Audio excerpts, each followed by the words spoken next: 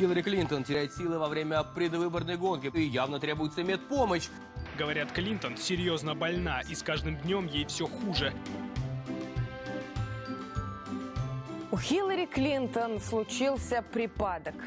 Неконтролируемый смех за гранью приличия. У Хиллари Клинтон может быть маразм. Попросту слабоумие. Проще говоря, эпилепсия и приобретенное слабоумие.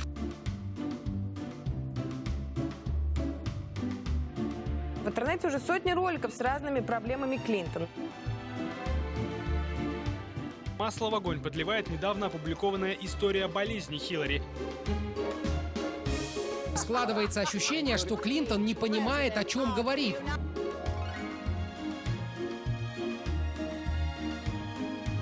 Серьезная страна, и мы вправе беспокоиться. Нельзя допустить, чтобы в Белый дом пришла, простите, сумасшедшая бабушка.